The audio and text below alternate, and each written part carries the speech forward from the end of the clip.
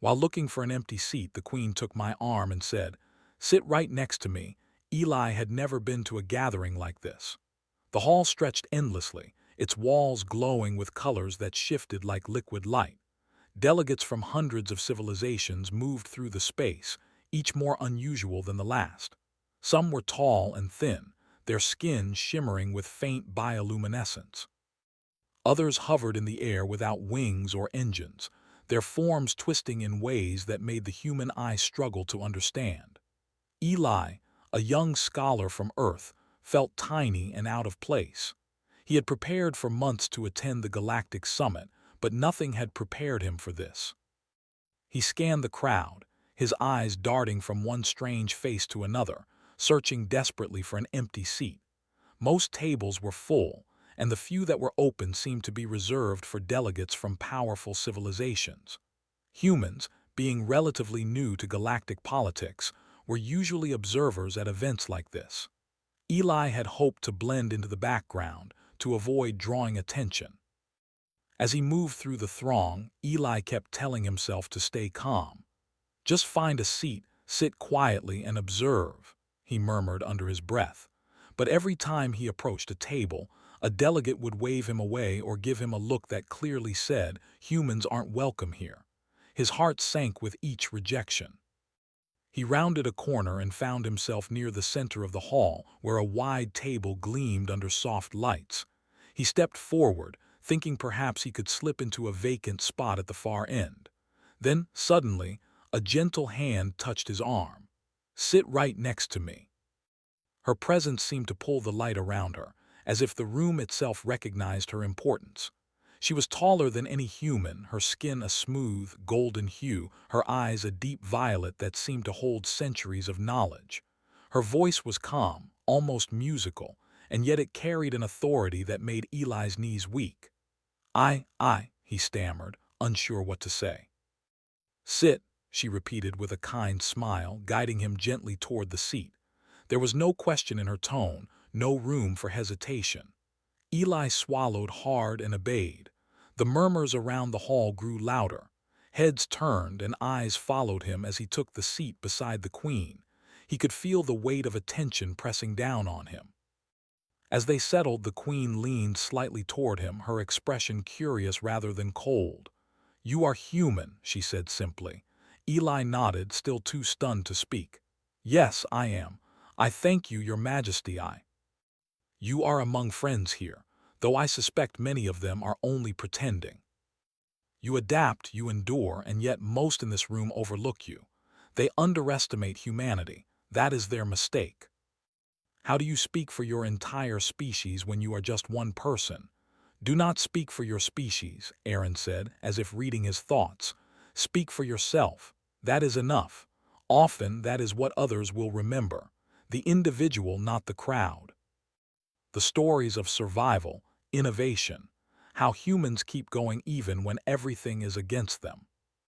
Many thought the colonies would fail, yet humans adapted. They built solutions from what little they had, sometimes risking their lives but always finding a way to survive. It was not the largest or strongest species that succeeded, it was humans, through creativity and resilience. Other species rely on power, technology, and hierarchy. Humans, you rely on ingenuity, courage, and persistence. Those are qualities worth noticing. He was a person whose thoughts mattered. "Do not be afraid to take risks," Aaron continued. "This summit is not only about diplomacy, it is about observation. Those who dare to act, to think differently, often shape the future more than those who sit silently and follow tradition. You understand that? Then watch carefully, listen closely, and do not be afraid to move when others hesitate. There will be opportunities, though they may come unexpectedly." The air was thick with tension, yet the queen remained composed, as if the world itself bent to her calm.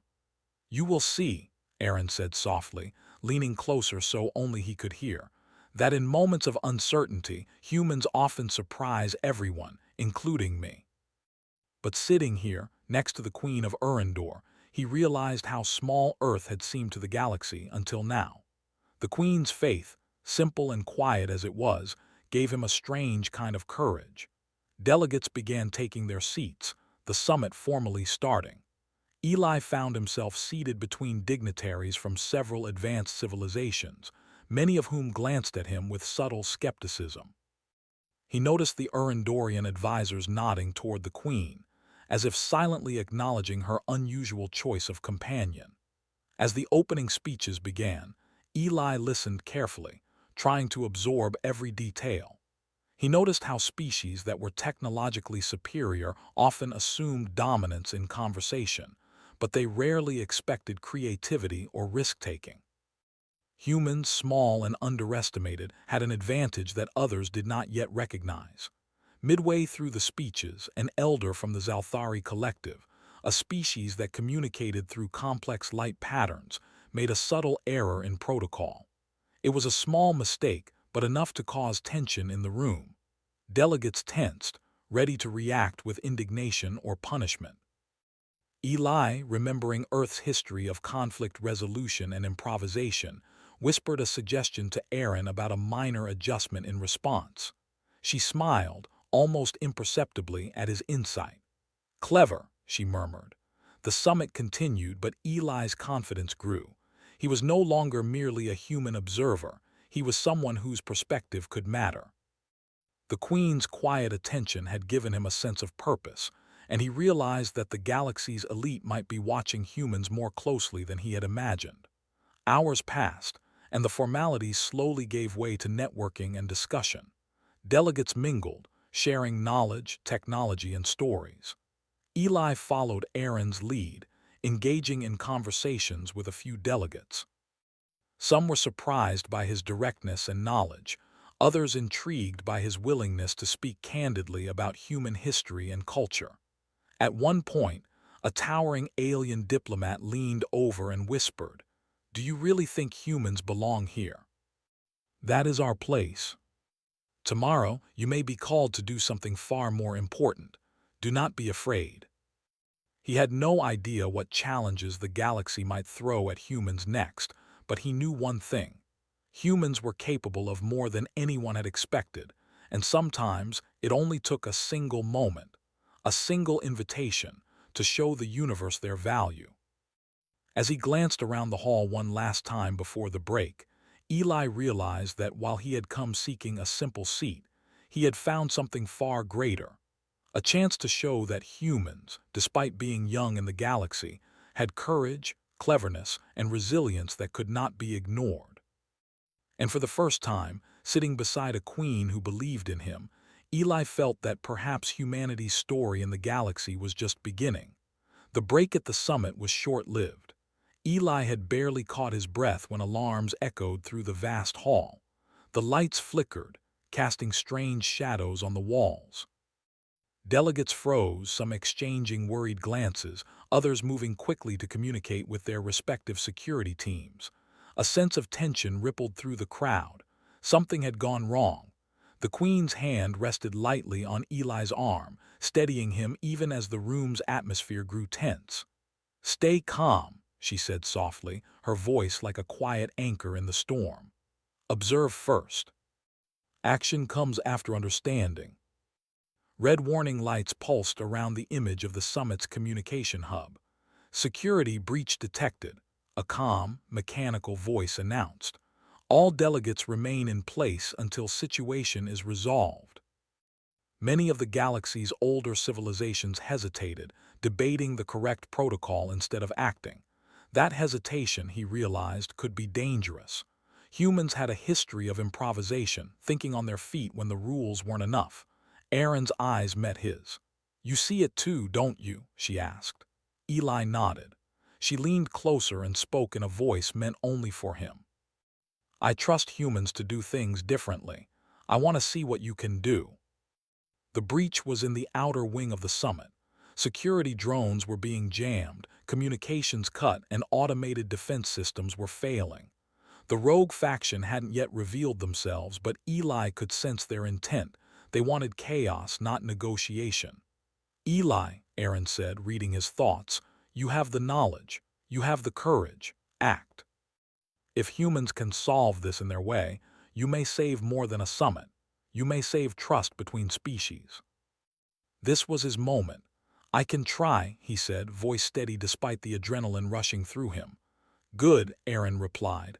"I will guide you subtly. Use what you know, think quickly." Many species would have panicked, insisting on waiting for the Council's instructions. Eli, by contrast, began rerouting power and signals, using basic principles that even the most advanced civilizations sometimes overlooked. Minutes passed, but to Eli it felt like hours. Sweat beaded on his forehead, but he kept his focus. He used redundancy systems, rerouted communication lines, and leveraged the simplest logic to stabilize the hub. Slowly, the red warning lights began to dim. Some security drones regained partial control. The breach was not fully neutralized, but the system held. Aaron's eyes glimmered with approval. "See, you are capable of more than they think. Humanity's ingenuity is not just clever, it is effective." A young diplomat from the Lorethi, a species known for rigid logic and strict protocol, approached Eli cautiously. "How did you—" they began, then stopped, realizing that asking a human for an explanation might be considered insulting. Eli smiled politely and said, "Sometimes you just have to use what you have and think differently. It's not magic. It's patience, observation, and quick decisions." Some delegates panicked. Eli realized that while he had stabilized the communication hub, the next step required more than technical skill. It required strategy, courage, and coordination. He glanced at Aaron. "What now?" he asked. She smiled faintly. "Now we show them that humans are not just clever, they are brave. And sometimes bravery inspires others in ways technology cannot." He moved to a nearby console that controlled defensive shields around the summit. He coordinated with a few other delegates who were willing to trust his judgment. Using timing, logic, and careful observation, he calculated the optimal sequence to raise the shields and reroute energy to critical points. As the rogue faction attempted to breach, the shields activated perfectly, blocking their entry without causing a catastrophic energy overload. The hall erupted in relief, though Eli barely noticed the applause. He was focused on the next problem. The faction's communication signal was still jamming certain areas, creating pockets of vulnerability. He acted quickly, devising a temporary bypass using a combination of alien technology and simple problem-solving principles he had learned from Earth. It worked. Communication was restored in critical areas, and delegates could finally coordinate a proper response. Aaron's hand rested lightly on his shoulder. "You are proving my belief in humanity correct," she said softly. "You are not just clever, you are capable of inspiring others to act, even in chaos." Humans were underestimated, yes, but in moments that required courage and creativity, they could shine brighter than anyone expected. Security forces, now fully coordinated thanks to Eli's interventions, began to take control of the situation. The rogue ships, realizing that the summit was prepared, retreated into the void. Delegates breathed sighs of relief, some visibly shaken by how close disaster had come. The Queen turned to Eli once the immediate danger passed. "You see," she said, "this is why humans matter. Not because of strength or weapons, but because of courage, ingenuity, and adaptability. You solve problems others cannot, often because you think differently." That is a combination many civilizations underestimate, and it is why humanity will continue to survive, and sometimes even lead, among the stars. Eli felt a strange sense of responsibility settle over him. Humanity's reputation was no longer just an abstract idea, it was something he had helped shape in this moment. As the summit continued, Eli noticed subtle changes. More humans were being treated as equals in conversations. Delegates sought their opinions. Even minor suggestions from human attendees were now considered seriously. It was a quiet revolution, but one that Eli understood well. Perception could change faster than technology. Later, as the crowd thinned and delegates returned to their seats, Eli found a moment to speak privately with the Queen. "Your faith in humans, it is humbling," he said. She smiled gently. "It is not just faith, it is observation. You have shown qualities that matter. Courage, ingenuity, calmness under pressure.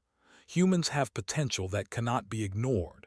And remember, Eli, this is only the beginning. Challenges will come, and how humans respond will shape more than just their own destiny." Instead, he had become a participant in events that could reshape the galaxy's view of humanity. As he looked around the hall, seeing humans interacting confidently with alien delegates for the first time, he realized something important. Survival and ingenuity were not enough on their own. Humans also had the ability to inspire. One act of courage, one clever decision, could ripple through the galaxy, altering perceptions and opening doors previously thought closed. For Eli, that realization was electrifying. He had always believed in human potential, but now, seeing it acknowledged in the most extraordinary circumstances imaginable, he understood it in a way he never had before. The Queen placed her hand on his arm again. "Rest now, Eli. The summit continues, and you will need your mind clear for what comes next. Humanity has earned attention, but attention is only the first step. What you do with it will matter even more." He had survived the first test, and in doing so, had begun to prove that humans were more than earthbound beings. They were a force capable of ingenuity, courage, and inspiration on a galactic scale. For the first time, he felt that humanity's place among the stars was not a dream. It was real, and it was within reach. The calm after the breach did not last long. Eli had barely caught his breath when an urgent message appeared on the summit's central display. The rogue faction had regrouped, their stealth ships now forming a blockade around one of the outer colonies that the summit oversaw. The situation was far more serious than before. Panic spread among delegates, and tension filled the air like a storm about to break. The Queen leaned toward Eli, her violet eyes sharp with focus. "This is a test, Eli, not of your skill alone, but of humanity's courage and ingenuity. If we fail, it is not just the summit at risk, it is trust, alliances, and countless lives." He had already proven humans could stabilize technology under pressure, but this was a challenge of strategy and leadership. He had to think beyond the systems he knew, beyond simple repairs. He had to coordinate, inspire, and act decisively. Delegates from several civilizations huddled together, arguing about the best course of action. Many were paralyzed by the potential consequences of a wrong move. Their advanced technology and history of experience were impressive, but rigidity limited them. Eli remembered Earth's history. Humans had thrived not because they had the best weapons or the largest armies, but because they could adapt, improvise, and make bold decisions when others hesitated. He stepped forward. "We need a coordinated plan," he said, his voice steady despite the tension. "If we act together, we can prevent them from harming the colony. We can't rely on one species or one system. We need to combine strengths and use creativity where technology alone might fail." "Listen to him," she said softly. "He sees what you do not." He proposed a multi-layered approach. A defensive perimeter around the colony using a combination of conventional shields and improvised tactics, a diversion to draw the rogue faction's attention, and a rapid response team composed of delegates willing to act with flexibility rather than protocol.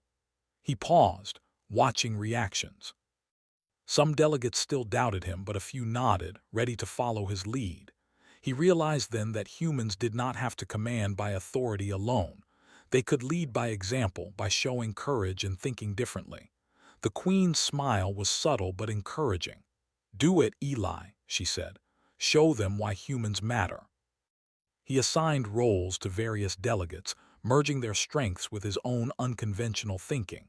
Some used technology in new ways, some relied on intuition, and a small group, including Eli, prepared to enter the field directly. As the team mobilized, Eli felt his pulse quicken. This was no simulation. Lives depended on success, but fear did not paralyze him. It sharpened his focus. He thought of the stories he had studied, Earthlings building solutions in deserts, forests, and space stations under impossible conditions, and realized that humans' true strength lay not just in skill, but in courage under pressure. The rogue faction arrived swiftly, their ships gliding silently through space, weapons ready. Eli watched the displays and noticed patterns in their formation. Unlike the rigid, predictable tactics of older civilizations, they relied on chaos and intimidation. That was an advantage humans could exploit. Here, "S what we do," Eli said, pointing to a series of tactical projections.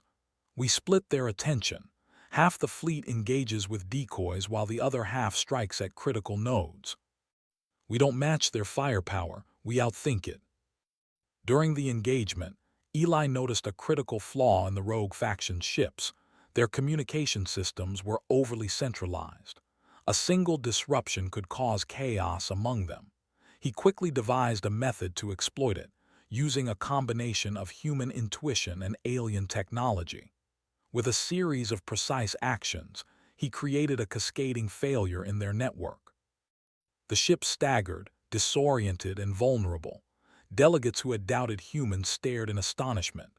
Eli's strategy, based on improvisation and observation rather than sheer power, was working. For the first time, humans were not just participating, they were leading the defense. The Queen watched silently, her expression unreadable but her presence grounding Eli. He realized that her trust in humans was not blind. It was based on observation, insight, and belief in qualities that many civilizations overlooked: courage, flexibility, and ingenuity. With the rogue ships faltering, Eli coordinated the final strike.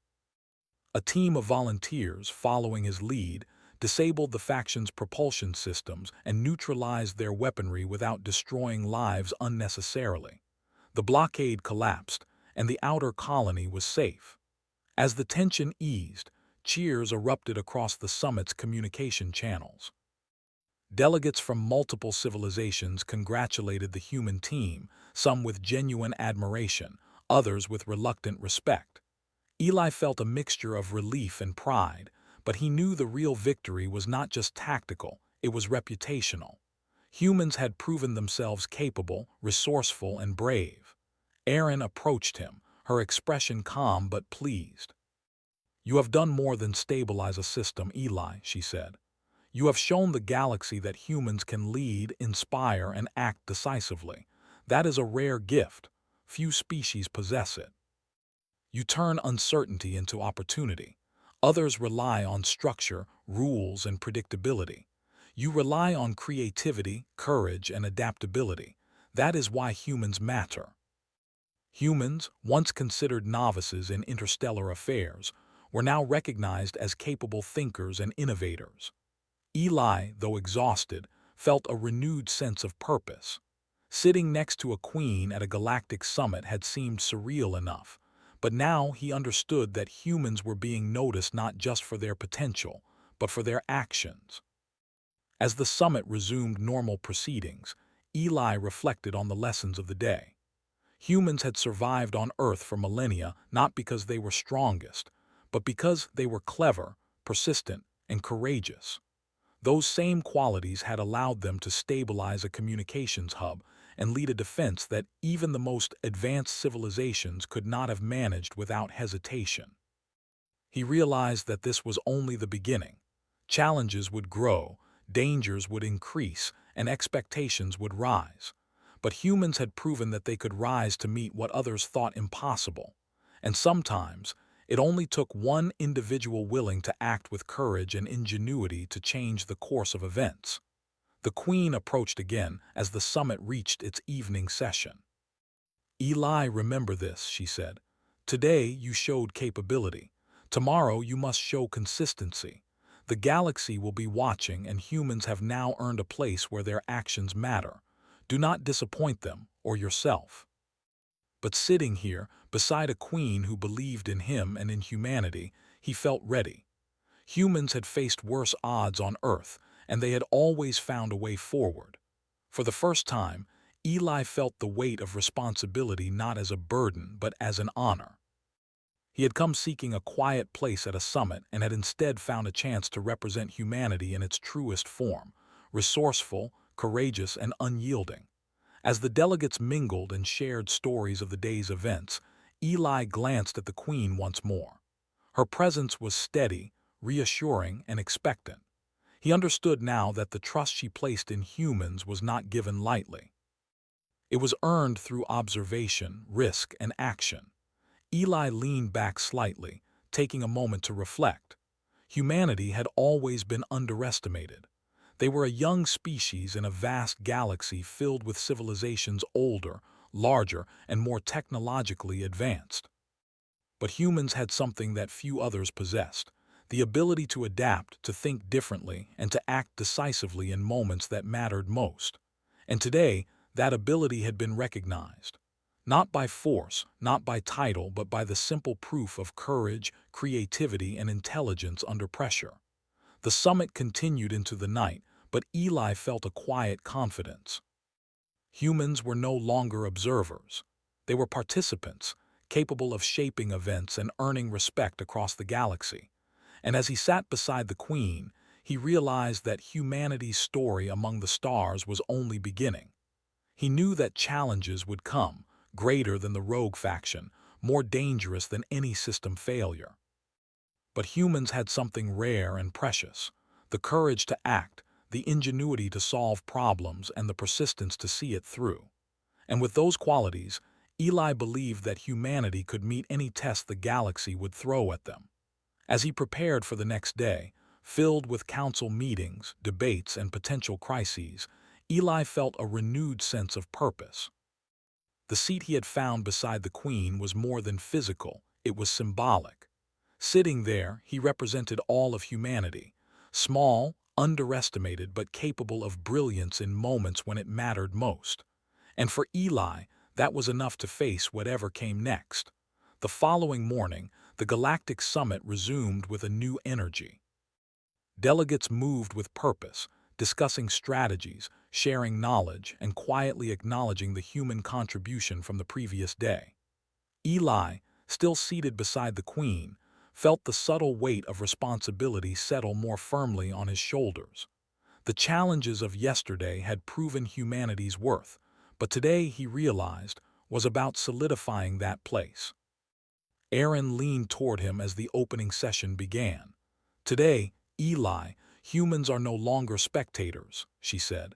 "Your actions have inspired confidence. How you conduct yourself now will determine if that confidence endures." Humans thrived when tested. That determination, he realized, was as important as courage or intelligence. The first agenda item was the future of interstellar trade routes, a complex network connecting dozens of civilizations. Historically, disputes over these routes had caused tension and conflict. The delegates debated fiercely, with each species advocating for its own interests. Eli watched quietly at first, absorbing the intricate politics, until Erin subtly gestured for him to speak. He cleared his throat, feeling the room's eyes turn toward him. The attention was intense, but Eli felt no fear. He remembered the lessons of yesterday: think clearly, act decisively, and speak honestly. "Trade routes must benefit everyone," he began, "not just the strongest or oldest civilizations. If disputes continue, resources will be wasted and tensions will rise. Humans have faced similar challenges on Earth, where cooperation and innovation often solved problems that seemed impossible. I suggest a collaborative approach, one that combines technology, shared responsibility, and flexible decision-making." Eli continued, explaining a plan that emphasized shared benefit, redundancy, and adaptability, principles humans had used for centuries. The room buzzed with discussion, but a few hours later, the council reached a tentative agreement. Humans' input had not only influenced the decision, it had shifted the mindset of several older civilizations. They began to see value in collaboration and ingenuity over rigid tradition. Eli could feel a quiet thrill. Humanity's perspective, small, unassuming, but clever, was beginning to reshape galactic thinking. No sooner had the agreement been noted than another alert sounded. This time, it was not a technical problem, but a diplomatic crisis. A species long at odds with the summit's founding members had arrived, demanding recognition and territory. They were aggressive in tone, well-armed, and historically unyielding. The room grew tense. Many delegates whispered that negotiations would likely fail, and some suggested defensive measures. Aaron's hand rested lightly on Eli's arm again. "Humans are underestimated because they are new," she said quietly. "But their greatest strength is their ability to see solutions where others see only obstacles. You must act carefully and boldly." He stepped forward, offering to mediate, not through authority, but through reason, empathy, and flexibility. He listened carefully to the demands of the visiting species, noting their frustrations and fears. Then he proposed a solution: shared stewardship over disputed territories, joint development programs, and clear channels of communication to prevent misunderstandings. His plan emphasized practical fairness, giving each side tangible benefits while avoiding unnecessary conflict. The delegates reacted cautiously. Some whispered, skeptical that a human could broker such an agreement. Yet slowly, with patience and logical reasoning, the tension began to ease. The visiting species, surprised by Eli's clarity and willingness to understand their perspective, agreed to a provisional arrangement. The room erupted in quiet astonishment. Humans had done what others deemed impossible. They had turned a potential conflict into collaboration. Eli felt the surge of pride, tempered by humility. It wasn't about accolades. It was about proving that humanity's approach, adaptable, inventive, and courageous, could truly make a difference. Aaron leaned close as the council moved to close the session. "You see, Eli," she said, "humans have not only earned a place here, they have earned respect. What you have done today will be remembered. This is how the galaxy begins to take notice of those they once overlooked." Humans were small in number, yes, and their technology was young compared to others, but they had something that mattered even more: resourcefulness, courage, and the ability to act when circumstances demanded it. Later, as the summit concluded, Eli found a quiet moment to speak privately with the Queen. "I never imagined sitting beside you would lead to this," he said. I wanted to observe, to learn. And now," he trailed off, uncertain how to describe the whirlwind of responsibility and recognition. Aaron smiled gently. "You have learned something important, Eli. Being noticed is only the beginning. What matters is what you do with that attention. Humans are now seen, yes, but they must continue to act with courage, creativity, and integrity. That is how they will shape the future." As delegates began to depart, Eli noticed smaller groups of humans speaking confidently with alien dignitaries. Humans who had previously felt out of place were now contributing ideas, making suggestions, and being heard. The summit had changed, not just for Eli but for his entire species. Aaron placed her hand on his shoulder once more. "Eli, humanity has earned respect here. But remember, respect must be maintained through action. Never rely solely on what others think. Prove yourself daily. That is the path forward." And he was ready. As he prepared to leave the summit hall, he looked back once more. The seat he had nervously sought that first day, the one beside a queen, had become a symbol of possibility. Humanity, small but resilient, clever, and brave, could now stand shoulder to shoulder with the galaxy's greatest civilizations. They had earned recognition, yes, but more importantly, they had proven that they belonged. Eli felt a surge of quiet pride. Humans were underestimated, but now the galaxy had witnessed their worth. It was not just technology or power that mattered, it was ingenuity, courage, and the willingness to act when the stakes were highest. As he stepped out into the corridors of the summit, Eli understood that this was only the beginning. Opportunities and challenges would continue to come, some predictable, others unexpected. But humans had proven a fundamental truth: when underestimated, they could surprise, inspire, and lead in ways that others could not. And sitting beside the Queen, in a seat that had once seemed impossible to reach, Eli realized that sometimes, all it took was one moment of trust and courage to open doors to a future filled with possibility. The galaxy was vast and full of challenges, but humanity had shown it could rise to meet them. Eli smiled quietly to himself. He had found more than a seat at the summit. He had found humanity's place among the stars. And with that realization, he walked forward into the new day, ready to face whatever the galaxy had in store, confident that humans, small, clever, and brave, could achieve greatness beyond measure.